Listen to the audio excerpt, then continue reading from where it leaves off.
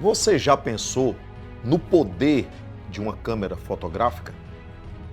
Pois é, nós vamos perceber esse poder sendo executado por um fotógrafo chamado Heinrich Hoffmann.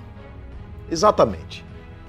Ele tinha um estúdio fotográfico exatamente no mesmo bairro e na mesma galeria em que você teve a criação do Partido Nacional Socialista Alemão e o funcionamento desse partido.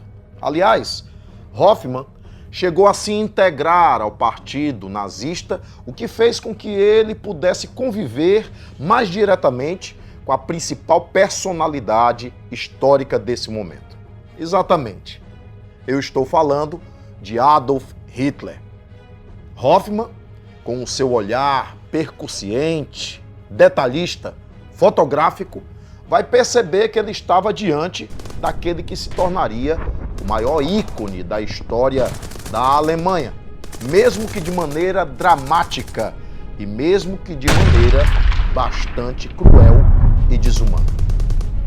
Você já parou para pensar nessa relação?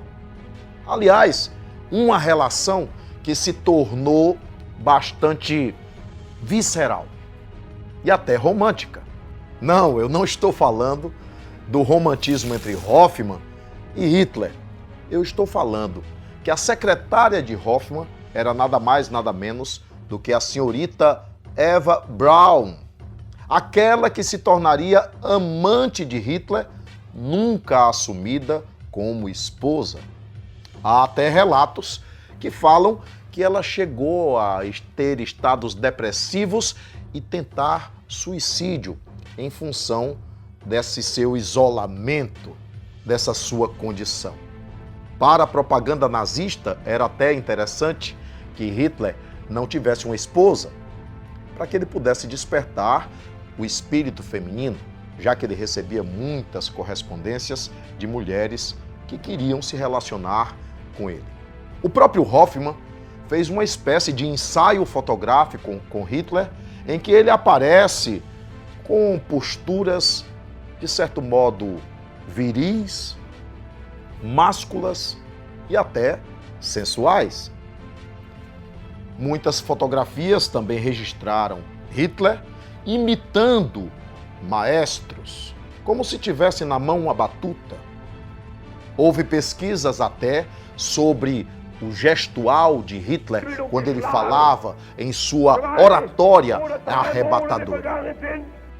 Você imagina que esses recortes fotográficos tivessem a capacidade de compor a propaganda nazista tão eficientemente a ponto de levar a Alemanha inteira a uma Global Krieg, a chamada Guerra Global. Hoffmann, terminada a Segunda Guerra Mundial, foi considerado criminoso de guerra por ter auferido muitos lucros. Se vocês não sabem, ele chegou a se tornar milionário, tendo registrado mais de 2 milhões de fotografias do Führer. Como ele ganhou financeiramente com a guerra, ele se tornou extremamente desprezível. Por isso, ele chegou a ser aprisionado pelas tropas norte-americanas.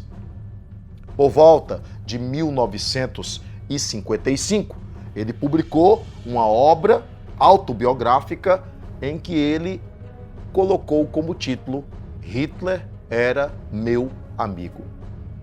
E nessa obra ele coloca algumas dessas fotografias flagrantes do cotidiano do Führer. Morre aos 72 anos de idade, na Baviera. E a sua biblioteca e o seu acervo existem até hoje em Munique, para que qualquer um possa conferir que ângulos a sua máquina fotográfica conseguiu captar daquele líder do totalitarismo nazista. Será que você já parou para pensar nisso?